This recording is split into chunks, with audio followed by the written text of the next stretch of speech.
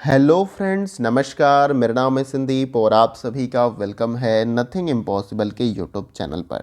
आशा करता हूं कि आप सभी बहुत ही अच्छे होंगे। और आज के इस वीडियो में हम लोग यूजीसी नीट फर्स्ट पेपर में एग्ज़ाम 2022-23 के लिए शिक्षण अभिवृत्ति वाले यूनिट से आपका जो कि यूनिट नंबर फर्स्ट है, इससे शिक्षण की अवधारणा का जो सबसे पहला टॉपिक है उसे हम यहाँ पर कवर करने का प्रयास करेंगे डिटेल में और बहुत ही अच्छे तरीके से समझने का प्रयास करेंगे।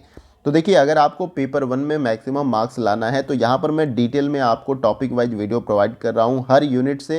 यूनिट नंबर 1 से लेके यूनिट नंबर 10 तक मैं प्रयास करूँगा कि जितना भी टॉपिक आपका सिलेबस में मेंशन किया गया है उसको अच्छे तरीके से कवर कराऊँ और उसके बाद से जो प्रीवियस ईयर के क्वेश्चन पेपर हैं उनको भी डिटेल में सॉल्व कराऊँ ताकि आप पेपर 1 में मैक्सिमम मार्क्स ला सके। तो जो आपका मार्च में एग्जाम होने वाला 2022 में, उसके लिए भी ये इंपॉर्टेंट है आपका। आगे जब भी आपका एग्जाम होगा 2023 में या 22 में, जो सेकंड आपका एग्जाम होगा, तो ये वीडियो इंपॉर्टेंट है क्योंकि ये टॉपिक वाइज है। इसमें कुछ भी परिवर्तन नहीं आपका होने वाला है। जो टॉपिक्स हैं, जो सिद्धांत हैं, जो अवधारणाएं हैं, उनको पढ़ना ही पढ़ना है आपको। उसमें कोई बदलाव देखने को आपको नहीं मिलेगा। तो ये आज भी उतना ही इंपॉर्टेंट है जितना कि कल आप इस वीडियो को देख रहे होंगे। इसलिए आप वीडियो को स्टार्टिंग से लेके एंड तक देखिएगा। आपके सारे डाउट या जो इस टॉपिक से रिलेटेड जो भी आपके मन में डाउट होंगे वो सारा कुछ क्लियर हो जाएगा और अच्छे से समझ में आ जाएगा। और यहाँ से अगर क्वेश्चन बनेंगे तो आप अच्छे से उसको क्लियर कर लेंगे। तो आइए वीडियो को स्टार्ट करते हैं और इस टॉपिक को क्लियर करने का प्रयास करते हैं। देखिए फ्रेंड्स, हम अवधारणाओं को थोड़ा सा समझने से पहले बेसिकली अवधारणाओं में कुछ इंपॉर्टेंट सिद्धांत होते हैं, सुविचार कह लीजिए या विचार होते हैं जो पहले दिए गए होते हैं विद्वानों के द्वारा, उनको हम देखेंगे। उससे पहले हम शिक्षण के अर्थ को जान लेते हैं थोड़ा सा। तो देखिए यहाँ पर मीनिंग्स ऑफ टीचिंग क्या होता है, इसको बहुत ही अच्छे तरीके से समझते हैं। देखिए, शिक्षण एक त्रिआयामी प्रक्रिया है जिसमें शिक्षक और छात्र पाठ्यक्रम के माध्यम से अपने स्वरूप को प्राप्त करता है। तो बेसिकली जब शिक्षण होता है तो तीन इंपॉर्टेंट कह लीजिए एलिमेंट हैं उसमें। एक तो आपका यहाँ पर शिक्षक है, शिक्षक आपका हो जाता है। उसके बाद से छात्र है आपका, छात्र और एक पाठ्यक्रम आपका होता है। और इन तीनों के वजह से ही आपका पूरी तरीके से शिक्षण क्या होता है, संपन्न होता है, ये कह लीजिए। तो ये तीनों इंपॉर्टेंट है। इसी को यहाँ पर त्रिआयामी प्रक्रिया कहा गया है। यानी कि बिना पाठ्यक्रम के टीचिंग आपका कंप्लीट नहीं होगा। छात्र नहीं रहेगा तो आप किसे पढ़ाएंगे, और शिक्षक भी जरूरी है। अगर छात्र को सीखना है तो एक शिक्षक भी जरूरी है। अब देखिए, इसमें दो इंपॉर्टेंट चीज़ है, फॉर्मल और इनफॉर्मल एजुकेशन जैसे आपका होता है, औपचारिक और अनौपचारिक। तो यहाँ पर अलग अलग तरीके से आपको गाइड करने वाले टीचर्स जैसे मिल जाएंगे। ऐसा नहीं कि स्कूल में ही आप सारी चीज़ें सीखते हैं। तो ये तीनों एलिमेंट आपके हमेशा होंगे जब भी टीचिंग होगी। चाहे आप समाज से सीख रहे हैं, समाज से सीखेंगे तो जो अच्छे लोग हैं उनके द्वारा हो सकता है, दोस्त मित्र परिवार के द्वारा हो सकता है। तो ये तीन चीज़ इंपॉर्टेंट है, इसे आपको समझना है। और देखिए, इसके बाद से जैसे मैंने नेक्स्ट पॉइंट में आपको यहाँ पर बताया है कि अर्थात किसी भी विषय वस्तु को माध्यम बनाकर शिक्षक एवं शिक्षार्थी के बीच विचारों के आदान प्रदान या परस्पर अंतः प्रक्रिया को ही हम शिक्षण कहते हैं। तो बेसिकली यहाँ पर मैंने यही बताया कि किसी विषय वस्तु को माध्यम बनाकर, यानी जो आपका पाठ्यक्रम है उसको माध्यम बनाकर शिक्षक एवं शिक्षार्थी के बीच जो विचारों के आदान प्रदान होते हैं। जैसे कि कोई पाठ्यक्रम होता है, उसमें अलग अलग टॉपिक होता है, चाहे किसी भी विषय से रिलेटेड, विज्ञान हो गया, समाजशास्त्र हो गया, ज्योग्राफी हो गया, मैथमेटिक्स हो गया।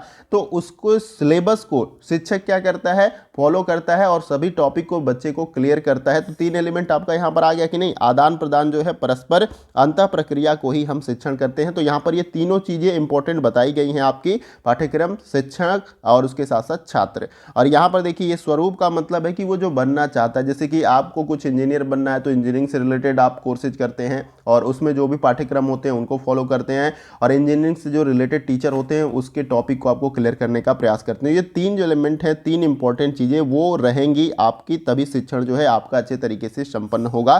तो आशा करता हूँ शिक्षण का अर्थ आपको क्लियर हो गया होगा। ये बहुत ही इंपॉर्टेंट है और बेसिक चीज़ें हैं, इसको आपको याद ही रखना है। आपने इस दौर से गुजरे होंगे सभी, आपने एकेडमी की, उसके बाद ग्रेजुएशन किया, पोस्ट ग्रेजुएशन किया, इस तरीके से आप आगे पढ़ते गए और इन सभी चीज़ों से आप ऐसा नहीं कि रूबरू नहीं है, सब कुछ रूबरू हैं, सब कुछ पता है आपको। पाठ्यक्रम और टीचर से आप रूबरू हैं, अपने आप को भी जानते हैं। तो इसको आपको अच्छे से समझ लेना। और देखिए, इसके बाद भी अगर आपको कोई डाउट रहता है, कुछ समझ में नहीं आता, तो आप कमेंट बॉक्स में पूछिएगा, मैं वहाँ पर भी क्लियर करने का प्रयास करूँगा। चलिए आइए नेक्स्ट जो हमारा इसमें पॉइंट है, जैसे कि शिक्षण की प्रकृति को देख लेते हैं। अभी अर्थ तो आपको क्लियर हो गया होगा और ये भूलेगा भी नहीं, मैं उम्मीद करता हूँ। तो अब शिक्षण की प्रकृति को जान लेते हैं।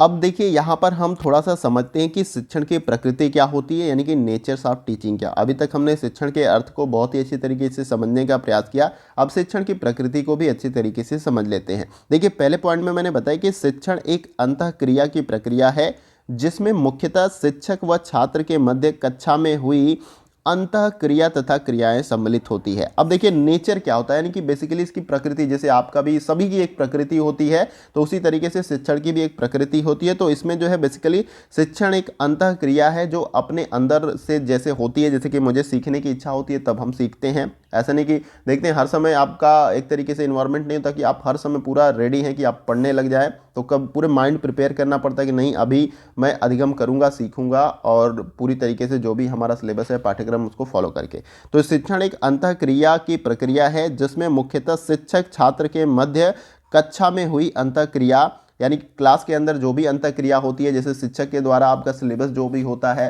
पाठ्यक्रम के द्वारा वो पढ़ाया जाता है और बच्चा जो होता है या कह लीजिए कि जो विद्यार्थी होता है वो उन चीज़ों को अधिगम करता है, सीखता है। तो एक प्रकार से अंतःक्रिया हो गई कि नहीं दोनों के बीच में, और ये तथा क्रियाएं जो है सम्मिलित होती हैं, यानी आपस में ये सम्मिलित होती हैं, ऐसा नहीं कि अलग अलग होती हैं, दोनों के द्वारा ये अंतःक्रिया होती हैं। ये आपको याद रखना है, ये इसकी नेचर से किसकी शिक्षण का नेचर है यहाँ पर। देखिए नेक्स्ट पॉइंट में मैंने बताया कि शिक्षण अंतर वैयक्तिक प्रभाव है जिसका उद्देश्य एक दूसरे के व्यवहार क्षमताओं को विकसित करना है। तो देखिए बेसिकली शिक्षण अंतर वैयक्तिक प्रभाव यानी अंदर से कह लीजिए आपको निखारने का या आपकी अभिव्यक्ति को बेहतर करने का जो है एक तरीके से पूरी तरीके से इसका गुण होता है या प्रकृति कह लीजिए, इसका नेचर ही होता है। जब आप अधिगम करेंगे तो कुछ न कुछ आपके अंदर बदलाव होगा ही होगा। तो यहाँ पर शिक्षण जो है अंतर वैयक्तिक प्रभाव है जिसका उद्देश्य एक दूसरे के व्यवहार्य क्षमताओं को विकसित करना है। ऐसा नहीं कि जब टीचर्स बच्चों को पढ़ाता है तो बस बच्चों के अंदर ही उनके व्यवहारों में बदलाव आता है, वो यहाँ तक कि शिक्षक के अंदर भी बहुत कुछ जो है बदलाव आता है। उसके अंदर भी जैसे कि उसके अपने टीचिंग्स जो भी स्टाइल्स हैं, अगर लगता है उससे बच्चा नहीं समझ पा रहा है तो अपने मेथड्स को बदल सकता है, यानी कहीं ना कहीं टीचर्स भी सीखता है। इसीलिए यहाँ पर दोनों की बात की गई है। तो शिक्षण की प्रकृति भी आपको क्लियर हो गई होगी, कुछ भी इसमें डिफिकल्ट नहीं है कि आप समझ नहीं पाए। मैंने इसे अच्छे तरीके से क्लियर करने का प्रयास किया। क्लास के अंदर शिक्षक और विद्यार्थी के अंदर अंतःक्रिया होती है। इसके साथ ही साथ जब अंतःक्रिया होगी तो कहीं ना कहीं अधिगम होगा, यानी बच्चा सीखेगा या विद्यार्थी जो सीखेगा और उसके व्यवहार में निश्चित रूप से परिवर्तन आएगा और शिक्षक भी कुछ ना कुछ सीखेगा, इसलिए उसके भी व्यवहार में परिवर्तन आएगा। ये भी मैंने नेक्स्ट पॉइंट में आपको बताया। तो आशा करता हूँ शिक्षण की प्रकृति आपकी क्लियर हो गया होगा, अच्छे से समझ में भी आएगा। अब नेक्स्ट जो हमारा पॉइंट इसमें होगा वो है शिक्षण की अवधारणाओं के अंतर्गत जो इंपॉर्टेंट है, 4 से 5 होंगे, मैंने उसे लिख रखा है और अच्छे से क्लियर करूंगा आपको। तो आपको बस समझते हुए चलना है, कुछ भी डिफिकल्ट आपके लिए नहीं है, सब कुछ मैं आसान करने का प्रयास करूंगा। जो कठिन भी होगा उसे भी आसान भाषा में लिख कर जो है आपको समझाने का प्रयास करूंगा। तो चलिए नेक्स्ट जो पॉइंट हमारा है इसमें शिक्षण की अवधारणा, उसको भी देखते हैं। देखिए यहाँ पर हम शिक्षण की अवधारणाओं के अंतर्गत सबसे पहले हमें ये समझना है कि शिक्षण शुरू कैसे हुआ, मतलब किस तरीके से शिक्षण यहाँ पर स्टार्ट हुआ। तो देखिए सबसे पहले मन में किसी भी जो भी व्यक्ति है या विद्यार्थी है उनके मन में 3 जो है क्वेश्चन उठते हैं कोई किसी भी संदर्भ में, क्यों, कैसे और क्या।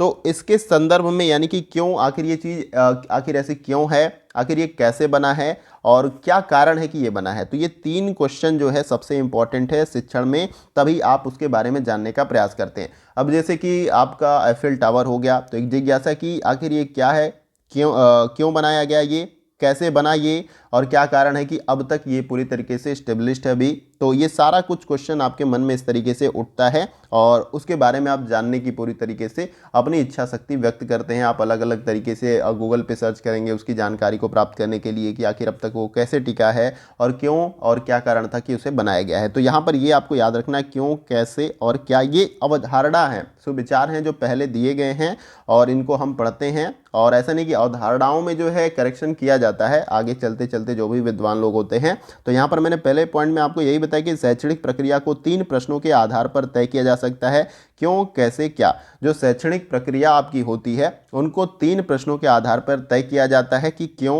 कैसे और क्या कारण है कि ये सारी चीज़ें बनी हुई हैं या कैसे हो रही हैं। तो ये 3 मूलभूत आपके क्वेश्चन एक तरीके से होती हैं और इसी को आप जानने के लिए, इसी अपने आप को कह लीजिए कि पूरी तरीके से संतुष्ट करने के लिए, इन प्रश्नों का जवाब जानने के लिए जो है आप उन चीज़ों के बारे में जानने का प्रयास करते हैं। ये 3 प्रश्न इंपॉर्टेंट हैं शैक्षणिक प्रक्रिया के लिए, ये आपको याद रखना है, क्यों, कैसे, क्या।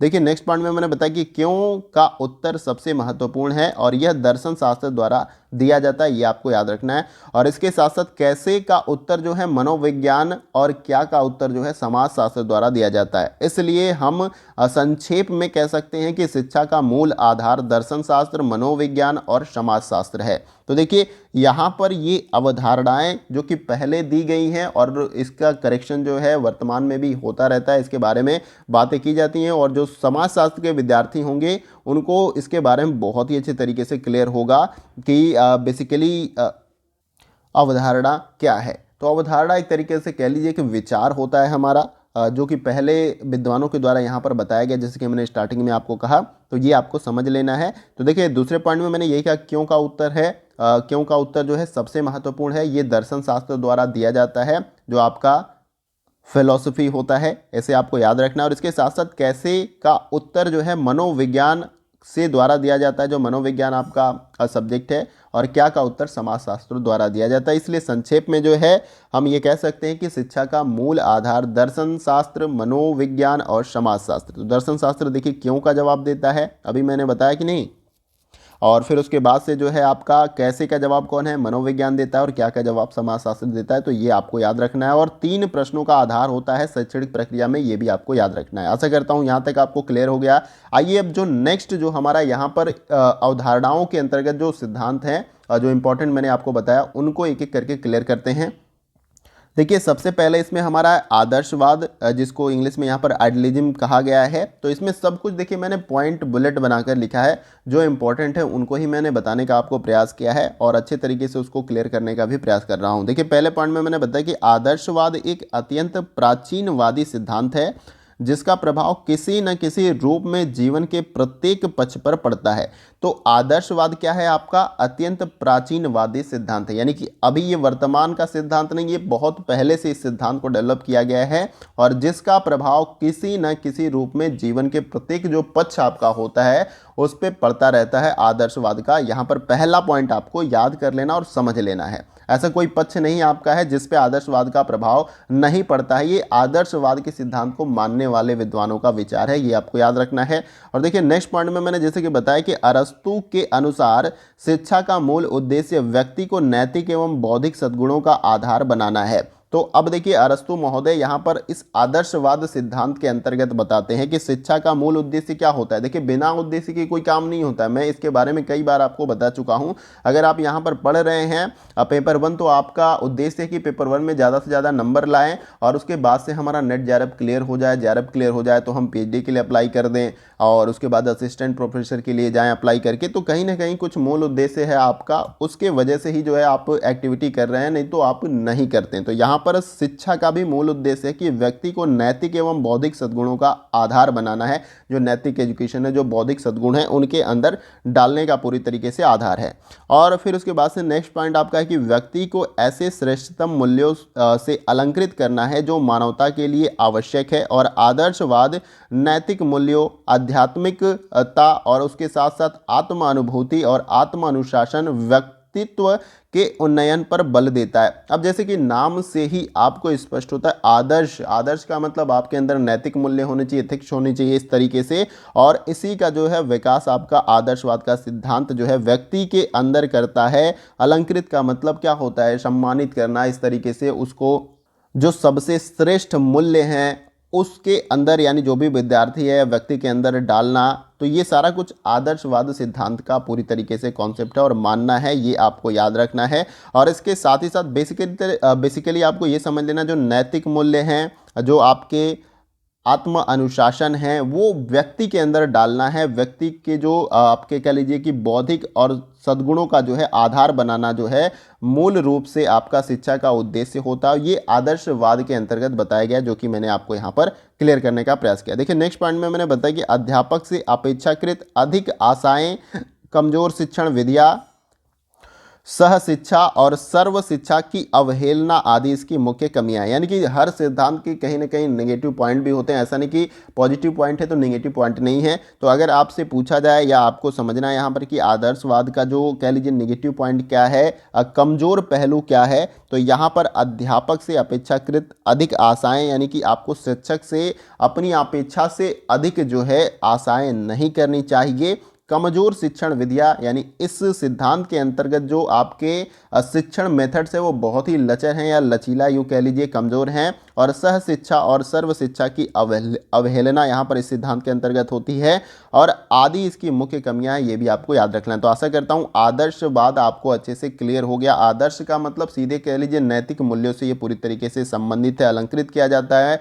व्यक्ति के अंदर सारे जो नैतिक मूल्य उनको डाला जाता है। और इसके कमजोर पक्ष के रूप में मैंने आपको क्या बताया, ये शिक्षण विधियां कमजोर हैं, सह शिक्षा और सर्व शिक्षा की अवहेलना होती है, ये इसकी मुख्य कमियां हैं, ये आपको याद रखना है। तो आशा करता हूं यहां पर क्लियर हुआ होगा। अब आइए नेक्स्ट जो आपका शिक्षण की अवधारणाओं के अंतर्गत जो आपका यहां पर सिद्धांत है उसे भी थोड़ा सा जानते हैं और समझते हैं।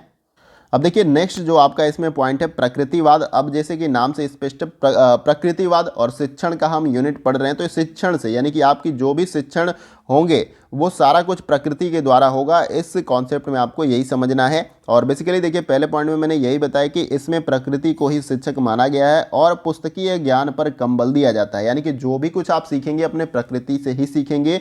जब भी इंसान इस धरती पे आया, जब से उद्भव हुआ, वो अपने नेचर से प्रकृति से सीखता रहा। इस बात में बहुत सच्चाई है, कोई भी दोराय नहीं है, ये आपको समझना है। उसने अपनी प्रकृति से रहना खाना जो भी रिसोर्सेज हैं उसका इस्तेमाल करना सीखा। ऐसा नहीं कि उस समय भी कोई स्कूल इंफ्रास्ट्रक्चर था, तो ऐसा कुछ भी नहीं था। तो यहाँ पर प्रकृतिवाद का मेन कॉन्सेप्ट क्या है या क्या बताया जाता है, तो ये आपको समझ लेना है कि इसमें प्रकृति को ही शिक्षक माना गया है और पुस्तकीय ज्ञान पर कम बल दिया जाता है। ये दिमाग में आपको सेव रखना है। देखिए नेक्स्ट पॉइंट में मैंने बताया कि बच्चा यदि वृक्ष पर चढ़ना चाहता है तो उसे ऐसा करने दें, गिरने से पहले अपनी भूल का एहसास होगा। और यह एक प्रकार से शिक्षार्थी केंद्रित शिक्षण है। अगर आप पूछ ले जाए कि प्रकृतिवाद का सिद्धांत जो है किस पर केंद्रित है, तो शिक्षार्थी केंद्रित है। अब शिक्षार्थी केंद्रित क्या होता है? शिक्षार्थी केंद्रित का मतलब होता है कि बच्चे को सेंटर में रखकर, यानी कि बच्चा जो है या विद्यार्थी है जैसे सीखना चाहता है, यानी कि जैसे खेल के सीखना चाहता है तो आपको खेल के सिखाना पड़ेगा। वो चित्रों के माध्यम से बेहतर तरीके से सीखता है तो चित्रों के माध्यम से सिखाना पड़ेगा आपको। और वो साक्षात चीज़ों को देखकर या उसके मॉडल्स को देखकर समझता है तो उस तरीके से आपको सिखाना पड़ेगा। यानी कि शिक्षार्थी जो है केंद्र में होगा, आप केंद्र में नहीं होंगे। आप एक तरीके से सहयोगी होंगे उनकी जो भी वो सीखना चाह रहे हैं उसके सिखाने के संदर्भ में, ये आपको याद रखना है। तो यहां पर आशा करता हूं ये भी पॉइंट आपको क्लियर हो गया होगा। और देखिए नेक्स्ट पॉइंट में मैंने बताया कि शिक्षक का कार्य छात्रों के विकास के लिए वातावरण तैयार करना है। तो शिक्षक का कार्य क्या है ये भी यहां पर आप समझ लेना है। शिक्षक का कार्य जो है शासन करना नहीं है कि क्लासरूम में जाकर शासन करना है, मैं कहूंगा बच्चा बैठ जा, बच्चा अपनी मुंडी नीचे कर, इस तरीके से ऐसा नहीं होगा। आपको जो एक वातावरण तैयार करना है, एक माहौल बनाना है ताकि बच्चा ज़्यादा से ज़्यादा सीख सके, विद्यार्थी ज़्यादा से ज़्यादा सीख सके। शासन नहीं करना है। बहुत सारे शिक्षक आपको मिल जाएंगे जैसे लगे कि तानाशाह की तरह पूरे क्लासरूम में जो है आदेश दे रहे हैं ऐसा करो ऐसा करो, ऐसा नहीं करोगे पनिशमेंट भी देते हैं, हैवी पनिशमेंट होता है, डंडे से पीट देंगे, क्लास से बाहर कर देंगे। तो ऐसा नहीं करना है, ये शिक्षक का गुण नहीं होता है। तो बेसिकली शिक्षक का मूल कार्य होता है कि एक वातावरण तैयार करें ताकि बच्चे अच्छे से अच्छे तरीके से सीख सके। नेक्स्ट पॉइंट में मैंने बताया कि इसमें निषेधात्मक शिक्षा को भी जो है सम्मिलित किया गया है और जिसके अनुसार शिक्षार्थी को असत्य मार्ग से बचाना है। यानी कुछ यहाँ पर बेसिकली गाइडेंस भी है, ऐसा नहीं कि पूरी तरीके से स्वतंत्र कर दिया गया है प्रकृतिवाद में कि बच्चा जैसे तैसे प्रकृति से सीखे और कुछ भी गलत भी हो रहा है तो उस पर कुछ भी टोका या बोला नहीं जा रहा है। तो निषेधात्मक का मतलब रोका जा रहा है कि कुछ ऐसी क्रियाएं हैं जिसको मत करिए जिसकी वजह से आपको समस्या क्रिएट हो जाएगी। यानी प्रकृति में बच्चा सीख रहा है और पेरेंट्स जैसे कि बोल रहे हैं कि नहीं उधर मत जाओ, खाई है, गड्ढा है, गिर जाओगे, पैर टूट जाएगा। तो कुछ चीज़ें हैं जो कि यहाँ पर बताई गई हैं और उसको भी जो है यहाँ पर शिक्षार्थी पे अप्लाई किया जाता है। उसको बोला जाता है कि ये मार्ग जो है असत्य है, गलत है, इससे आपको बचना है। तो ये भी गाइडेंस थोड़ा बहुत किया जाता है, ये भी याद रखना है। और नेक्स्ट पॉइंट में मैंने बताया कि क्रिया द्वारा सीखना, अनुभव इंद्रियों द्वारा सीखना, निरीक्षण क्रीड़ा हेउरिस्टिक डाल्टन द्वारा प्रस्तावित है और शिक्षण विधियां मुख्य रूप से प्रकृतिवाद के अंतर्गत आती हैं। तो यहाँ पर देखिए जितने भी मैंने आपको बताया कि क्रिया द्वारा सीखना यानी खेल के सीखना, प्रकृति के बीच में सीखना, ये प्रकृतिवाद के अंतर है। अनुभव और उसके द्वारा इंद्रियों के द्वारा शिक्षण, ये भी आपका प्रकृति है, नेचुरली होता है सारा कुछ। और यहाँ पर निरीक्षण, क्रीड़ा और ह्यूरिस्टिक जो है और डाल्टन द्वारा जो प्रस्तावित हैं ये, तो ये भी सब प्रकृतिवाद के अंतर्गत आती हैं। ये सभी शिक्षण विधियाँ, ये आपको याद रखना है। तो आशा करता हूँ प्रकृतिवाद का भी कॉन्सेप्ट आपका क्लियर हो गया। यहाँ पर सभी अवधारणाओं के अंतर्गत जो भी महत्वपूर्ण है उनको मैं यहाँ पर बताने का प्रयास कर रहा हूँ। उसके बाद भी अगर आपको समझ में नहीं आता तो कमेंट बॉक्स में आप जरूर बताएं। आइए अगला यहाँ पर जो पॉइंट इंपॉर्टेंट है हमारा इस अवधारणा के अंतर्गत, उसे भी देखते हैं। देखिए इसमें हमारा नेक्स्ट है प्रायोजनवाद। प्रायोजनवाद का जो आपका सिद्धांत है इसके बारे में थोड़ा सा जानने का प्रयास करते हैं। तो देखिए प्रायोजनवाद के प्रतिपादक अमेरिका के प्रसिद्ध मनोवैज्ञानिक विलियम जेम्स 1842 से 1910 जो है इनका काल दिया गया है। और इसके बाद से जॉन डीवी हैं और ब्रिटेन के डॉक्टर SCS सिलर माने जाते हैं। तो देखिए यहाँ पर कहीं कहीं आपको विलियम जेम्स के बारे में दिया जाएगा या तो जॉन डीवी के बारे में दिया जाएगा। तो बेसिकली इन तीनों लोगों का जो है यहाँ पर कंट्रीब्यूशन है प्रायोजनवाद के सिद्धांत को बिल्ड करने में। तो ये आपको याद रखना है, किसका, विलियम जेम्स और इसके साथ साथ जॉन डीवी और SCS सिलर, ये नाम तीनों आपको याद रखना है। प्रायोजनवाद के प्रतिपादक के बारे में अगर बात होगी तो ये तीनों मनोवैज्ञानिक हैं जिनके द्वारा इसका प्रतिपादन किया गया है। देखिए नेक्स्ट पॉइंट में मैंने बताया कि प्रायोजनवादी सिर्फ व्यवहारिक जीवन से संबंध रखना ही उचित समझते हैं और उनके लिए ईश्वर, आत्मा, धर्म इत्यादि का कोई महत्व नहीं है। अब बेसिकली कह लीजिए कि विज्ञान को ही ये मानते हैं आपके प्रायोजनवादी जो होते हैं, तो व्यवहारिक जीवन से संबंध रखना ये उचित समझते हैं और इनके लिए जो ईश्वर और आत्मा, धर्म इत्यादि जो हैं उनका महत्व नहीं होता। ये आपको समझ लेना, ये अगर ऐसे लोग मिलेंगे तो समझ लीजिएगा प्रायोजनवादी हैं वो।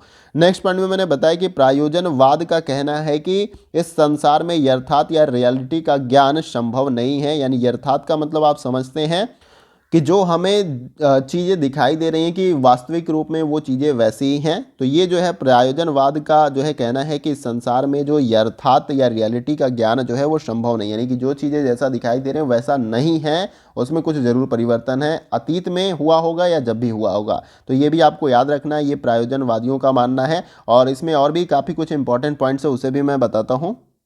देखिए यहाँ पर जो मैंने नेक्स्ट पॉइंट में आपको बताया प्रायोजनवाद के संबंध में कि प्रायोजनवाद जो है इस धारणा पर विश्वास करता है कि मनुष्य परिकल्पना का प्रयोग करके ज्ञान के समीप पहुंच सकता है। जैसे कि आप रिसर्च करते हैं तो अपनी हाइपोथेसिस बनाते हैं, तो उसी प्रकार से यहाँ पर प्रायोजनवादी या का मानना है कि धारणा पर, यानी देखिए बेसिकली बताया कि प्रायोजनवाद इस धारणा पर विश्वास करता है कि मनुष्य परिकल्पना का प्रयोग करके ज्ञान के समीप पहुंच सकता है। यानी जो चीज़ें हैं वो कैसे बनी हैं और आज वर्तमान में वो किस तरीके से कार्यरत हैं, तो अगर उसे जानना है तो यहाँ पर आपको एक परिकल्पना बनाना है पड़ेगा और उसके बाद से जो है आप उस ज्ञान के समीप पहुँच सकते हैं। ये प्रायोजनवाद का मानना है। नेक्स्ट पॉइंट में मैंने बताया कि इस मत को मानने वाले अंधविश्वास का विरोध करते हैं, वे विज्ञान में विश्वास करते हैं किंतु यंत्रवादी नहीं होते हैं। ये याद रखना है आपको कि जो भी प्रायोजनवादी होंगे या प्रायोजनवाद को मानने वाले लोग होंगे वो अंधविश्वास का विरोध करते हैं और इसके साथ ही साथ जो है विज्ञान में विश्वास करते हैं किंतु यंत्रवादी नहीं होते हैं। ये भी याद रखना है आपको। देखिए नेक्स्ट पॉइंट में मैंने बताया कि इसी प्रायोजनवाद के आधार पर क्रियात्मक विद्यालय प्रणाली का आरंभ हुआ है। क्रियात्मक का मतलब कह लीजिए कि प्रैक्टिकल। इसी प्रायोजनवाद के आधार पे जो आपके क्रियात्मक विद्यालय हैं जिसमें आप प्रैक्टिकल करके चीज़ों को सीखते हैं, तो वो आरंभ कैसे हुआ है, वो प्रायोजनवाद के आधार पे, ये भी आपको याद रखना है। तो आशा करता हूँ कि ये प्रायोजनवाद का जो आपका कॉन्सेप्ट है या सिद्धांत वो क्लियर हो गया है। आपको नाम याद रखने हैं इसमें, विलियम जेम्स हैं आपके और उसके साथ साथ जॉन डेवी हैं, तो और एक और हैं। तो ये तीनों नाम याद रखना है। कभी कभी आपको अलग अलग देखने को भी मिल जाता है। बेसिकली आप जब सर्च करोगे गूगल पे भी या कहीं भी आप डेटा, तो आपको जॉन डीवी का भी नाम देखने को मिल जाए। किताबों में जॉन डीवी दिया होगा, आप जो भी पेपर 1 के लिए बुक पढ़ रहे होंगे तो उसमें जॉन डीवी का नाम देगा कि प्रायोजनवाद के प्रतिपादक कौन है, जॉन डीवी। तो ये भी याद रख सकते हैं, ठीक है। तो यहाँ पर प्रायोजनवाद आपको अच्छे तरीके से समझ में आ गया होगा। आइए अब नेक्स्ट जो हमारा इसमें सिद्धांत है उसे भी जानने का प्रयास करते हैं। देखिए यहाँ पर ये आपका सिद्धांत तो नहीं है, ये भी एक अवधारणा कह लीजिए है आपका शिक्षण के संदर्भ में, इसे भी जान लेते हैं। तो देखिए इसमें सबसे पहले मैंने बताया योग के अंतर्गत कि परंपरागत रूप से भारतीय दर्शन के 6 रूप माने जाते हैं, जिनमें से योग एक है आपका और यहाँ पर ऋषि पतंजलि को योग शास्त्र का रचयिता माना जाता है। तो देखिए परंपरागत रूप से जो भारतीय दर्शन है उसके 6 रूप हैं, आपको याद रखने हैं, जिनमें से योग आपका एक है। और योग के जो है बेसिकली आपके कह लीजिए योग शास्त्र के रचयिता कौन है, तो यहाँ पर पतंजलि हैं, ये आपको याद रखना है। जो मैचिंग वाले क्वेश्चन होते हैं उसमें इस तरीके के क्वेश्चन आपको देखने को मिल जाता है, तो ये याद रहना चाहिए। नेक्स्ट पॉइंट में मैंने बताया कि योग मन की प्रवृत्तियों को नियंत्रित करने की विद्या है और यह मात्र शारीरिक व्यायाम नहीं है। तो अगर आप योग को शारीरिक व्यायाम समझते हैं तो ये आपकी भूल है। योग जो है मन की जो प्रवृत्तियां हैं उनको नियंत्रित करने की विद्या है। अगर आपका मन विचलित होता है, आप योग करिए, मेडिटेशन करिए, आपका दिमाग शांत हो जाएगा। आप देखते हैं कि जो भी योगा टीचर्स होते हैं वो बताते हैं, और बहुत सारे योग करने वाले आपके कह लीजिए योग बाबा होते हैं, तो वो भी आपको बताते हैं। तो आपकी जो भी मन की प्रवृत्ति है उसको आप नियंत्रित कर सकते हैं योग विद्या के द्वारा। ऐसा नहीं कि ये आपका शारीरिक व्यायाम है, बस आपका शरीर ही बिल्ड होगा और एक्सरसाइज कर जैसे एक्सरसाइज आपका होता है। और नेक्स्ट पॉइंट में मैंने बताया कि इसके 8 घटक होते हैं। यम या आत्मनियंत्रण यानी खुद पे नियंत्रण करना। योग का ये याद रखना, योग का जो है आपके 8 घटक होते हैं। पहला यम या आत्मनियंत्रण, नियम, आसन, प्राणायाम, प्रत्याहार, धारणा, ध्यान और समाधि, ये 8 घटक होते हैं योग के, ये आपको याद रख लेने हैं। इससे ही आपको पूरी तरीके से फॉलो करना है, अपने आप पर नियंत्रण करना है, नियम के जो हैं उसे भी फॉलो करना है, आसन जो है उसको सही तरीके से करना है, प्राणायाम करना है, प्रत्याहार है, धारणा है, ध्यान है, समाधि है। तभी जो है आप मन की प्रवृत्तियों को नियंत्रित कर सकते हैं जब इस 8 घटक को फॉलो करेंगे। नेक्स्ट पॉइंट में मैंने बताया कि योग के इन घटकों का अनुसरण करते हुए अज्ञान को दूर किया जा सकता है एवं ज्ञान की प्राप्ति की जा सकती है। यानी कि योग के जितने भी घटक मैंने अभी आपको ऊपर बताए, आत्मनियंत्रण, नियम, आसन, प्राणायाम, प्रत्याहार, धारणा, ध्यान, समाधि, इन घटकों का जब आप अनुसरण करते हैं, इनको फॉलो करते हैं, तो आप अपनी अज्ञानता को दूर कर सकते हैं और जो है यहाँ पर ज्ञान की प्राप्ति भी कर सकते हैं। तो यहाँ पर योग वाला जो है आपका कॉन्सेप्ट यहाँ पर ये भी क्लियर हो गया। तो जितने भी महत्वपूर्ण शिक्षण के अंतर्गत आपकी अवधारणाएं हैं उनको यहाँ पर मैंने क्लियर करने का प्रयास किया। और बहुत बड़ा बड़ा वीडियो मुझे नहीं बनाना है, छोटा छोटा वीडियो रहेगा और एक वीडियो में आपका एक जो है टॉपिक अच्छे से मैं क्लियर करने का प्रयास करूंगा। और उम्मीद करता हूं कि शिक्षण की अवधारणा का जो आपका सबसे पहला टॉपिक है वो आपको अच्छे से क्लियर हुआ होगा। और कुछ भी नहीं समझ में आए तो आप मुझे कमेंट बॉक्स में बता सकते हैं, वहां पर भी मैं क्लियर करने का प्रयास करूंगा। ज़्यादा से ज़्यादा मेरा यही प्रयास रहेगा, आपको बहुत सहज और आसान भाषा में मैं समझाऊं। और मैं उम्मीद करता हूं कि इसमें मैं सफल भी हूँगा, और नहीं भी होता हूं तो आप कमेंट बॉक्स में मुझे बताइएगा। इसके बाद से जो आपका नेक्स्ट जो आपका टॉपिक होगा शिक्षण अभिवृत्ति वाले यूनिट में, वो है आपका उद्देश्य है यहाँ पर आपका उद्देश्य यहाँ पर हो जाएगा आपका। फिर उसके बाद से है शिक्षण के स्तर हैं, ठीक है, शिक्षण के स्तर हैं, तो इनको जो है नेक्स्ट वीडियो में मैं अच्छे से कवर करूंगा। देखिए ये वाला यूनिट बहुत ही इंपॉर्टेंट है, जो नेक्स्ट यूनिट आपका है। यहाँ से क्वेश्चन आप अगर प्रीवियस ईयर सॉल्व किए होंगे तो आपको क्वेश्चन शिक्षण के स्तर से देखने को मिल जाएंगे, शिक्षण के जो इंपॉर्टेंट स्तर होते हैं। तो यहाँ पर आप नेक्स्ट वीडियो जो है इस टॉपिक पे जो है पूरी तरीके से वॉच करने वाले हैं और बहुत डिटेल में मैं यहाँ पर कवर करूँगा। और मैं उम्मीद करता हूँ कि वीडियो का सेशन आप सभी को अच्छे तरीके से बहुत ही पसंद आया होगा। और मैं एक बार रिपीट कर देता हूँ कि अगर नहीं समझ में आए कुछ भी टर्म्स और कुछ भी यहाँ पर कॉन्सेप्ट या जो भी तथ्य मैंने बताए उसके बारे में कमेंट बॉक्स में पूछ लीजिएगा। अगर एग्जाम रिलेटेड अगर आपकी क्वेरी है या किसी भी संदर्भ में आपकी कोई क्वेरी है, क्वेश्चन है, आपके मन में जिज्ञासा है पूछने की, तो कमेंट बॉक्स में पूछिएगा। मैं सभी विद्यार्थियों के कमेंट का जवाब देता हूं, आप देख सकते हैं कमेंट बॉक्स में। और वीडियो देखिए अच्छा लगे तो आप लाइक करिए, लाइक करने से कोई भी आपका जो है पैसा यहाँ पर नहीं लगने वाला है। मैं देखता हूँ कि इतना एफर्ट करने के बाद भी लाइक जो है लाइक के लिए मैं नहीं बनाता। लाइक का मतलब देखिए कुछ अलग कॉन्सेप्ट आप समझ नहीं पाते। लाइक का मतलब होता है एक तरीके से आप अप्रिशिएट करते हैं। जैसे कि अगर आप कोई काम कर रहे हैं और काम थोड़ा बहुत आपने अच्छा किया, अगर आपका शिक्षक आपको करने के बाद भी कहता है कि नहीं बहुत बेकार है, अच्छा नहीं है, तो उसके बाद से आपके डिमोटिवेशन आपके मन में होता है। फिर उसके बाद से अच्छा भला काम भी जो पूरा कर सकते हैं उसको भी नहीं कर पाते हैं। तो जब वो अप्रिशिएट करता है तो उस काम को आप दोगुने स्पीड से और एक्यूरेसी के साथ और बहुत बढ़िया करते हैं। तो बस यही होता है कि लाइक कर दें या उसको अप्रिशिएट कर दें, तो इसका मतलब यही होता है कि हम अपने काम को और भी बेहतर कर सकते हैं। आप लाइक करिए, हमें अप्रिशिएट करिए, और वीडियो लगता है कि सच में इंपॉर्टेंट है, महत्वपूर्ण है, तो आपको अगर फ़ायदा है तो दूसरों को भी शेयर करिए ताकि उनको भी यहाँ पर फ़ायदा मिल सके। तो फ्रेंड्स, अगर चैनल पर नए भी हैं तो चैनल को सब्सक्राइब कर लीजिएगा और उसके बगल में जो बेल आइकन का ये बटन है उसको आप प्रेस कर लीजिएगा न्यू वीडियो की नोटिफिकेशन को पाने के लिए, क्योंकि इस चैनल पे आपको आपकी एग्जाम रिलेटेड जो इंपॉर्टेंट टॉपिक्स होते हैं पूरे सिलेबस वाइज उसको कवर करने का हम प्रयास करते हैं। प्रीवियस ईयर के क्वेश्चन को कराते हैं, प्रैक्टिस सेट कराते हैं और इसके साथ साथ करंट अफेयर की वीडियो भी हम प्रोवाइड करते हैं। तो जिस भी एग्जाम से आप रिलेट करते हैं या तैयारी करते हैं, आप चैनल को ज्वाइन करिए, आपको निश्चित रूप से इस चैनल से फ़ायदा होगा। तो फ्रेंड्स, आज के वीडियो में बस इतना ही, फिर मिलते हैं अगले वीडियो में कुछ और महत्वपूर्ण टॉपिक के साथ। तब तक के लिए जय हिंद, जय भारत।